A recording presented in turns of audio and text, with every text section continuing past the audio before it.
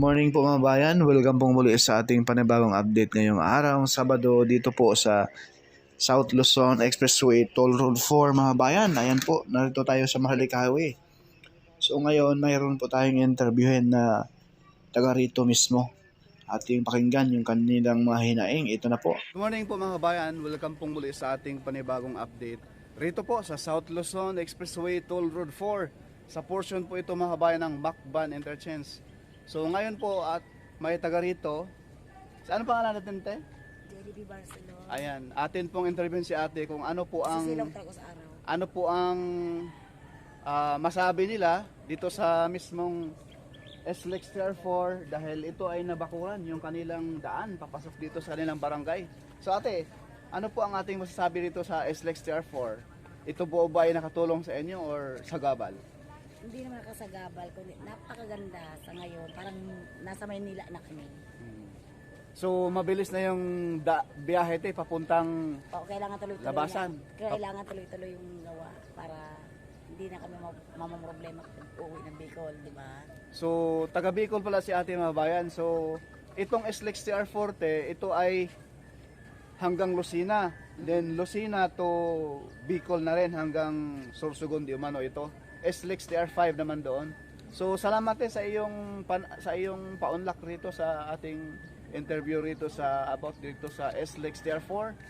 Ano pangalan ulit JDB Barcelona. Ayan, shout out po sa taga Bicol Sa nanay mo. Nandito Mga na- Oragon. Nandito ang Mga pinsan mo. Mga kamag-anak ko, mga tiya nandito sa Bicol. Tabaco, Alpay. Ayan. Thank you po. Salamat Salamat.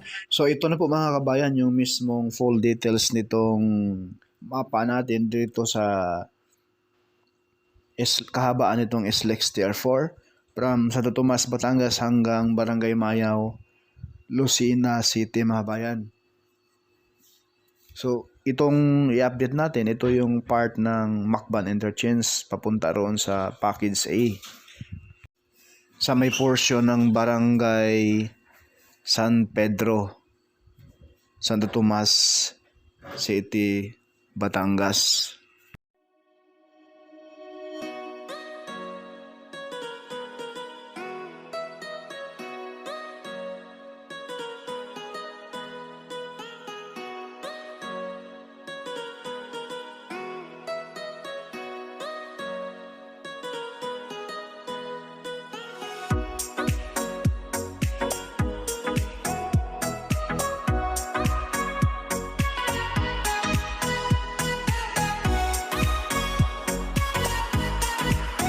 So ito mga kabayan, kung galing ka ng Maynila, galing ka ng Padre Pio Church, ayan po yung footbridge sa taas. Ito yung sundan ninyo. Pakaliwa kayo rito. Kung galing kayong San Pablo, right side kayo dyan. Ayan po yung sikat na fast food sa ating bansa. Dito kayo pasok.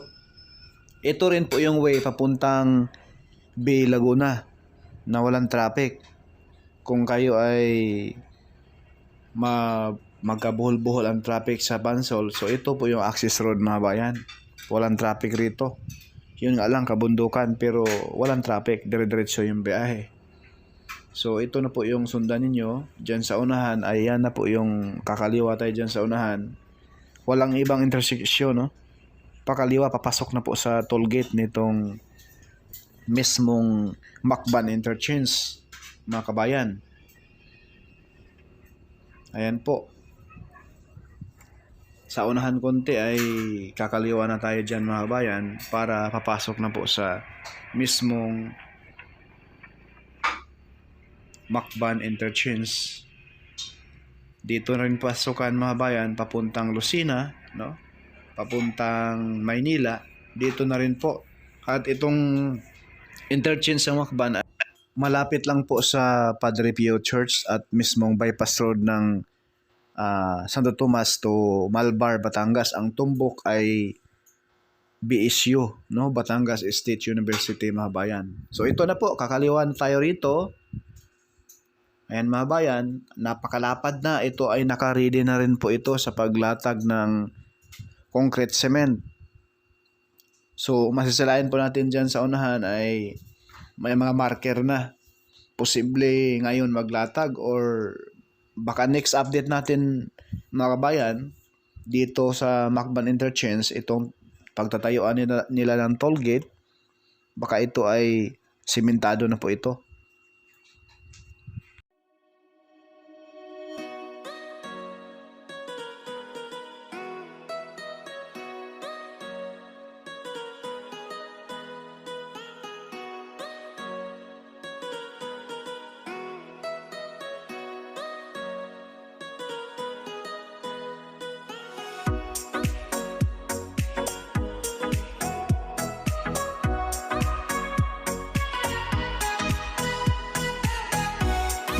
So ayan po mga bayan, sa bandang kaliwa ay lalatagan na ngayon ng concrete cement.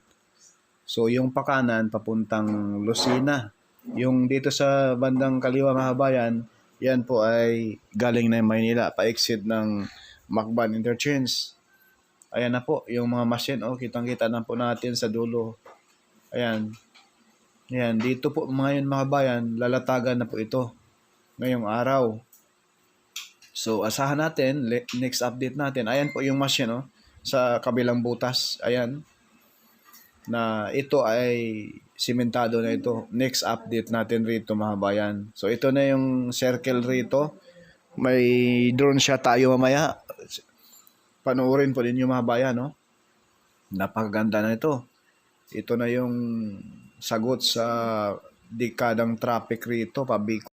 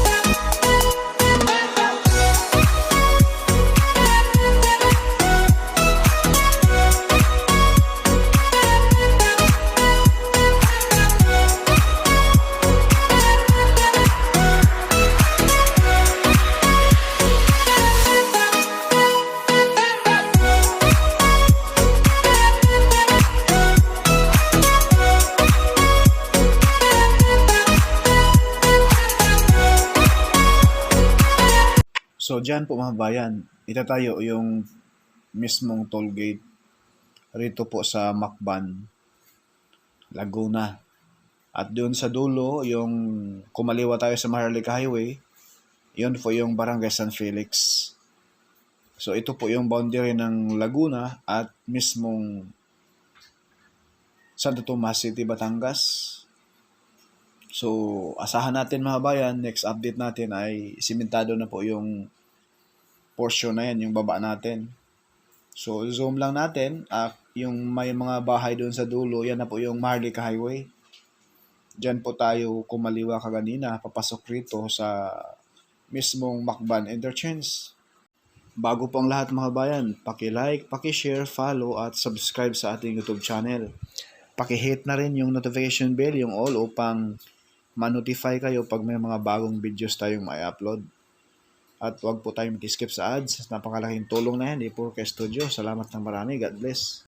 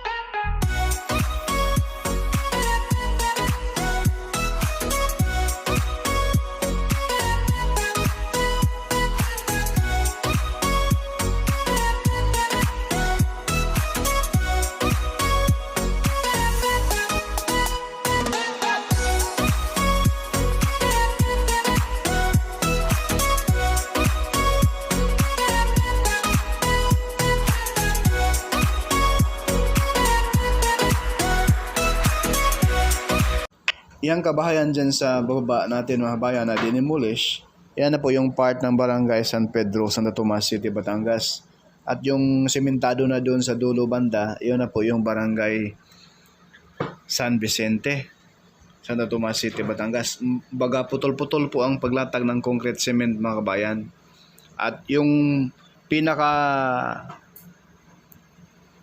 kahabaan nitong package ay wala na pong right of way issue na resolba na po mga bayan.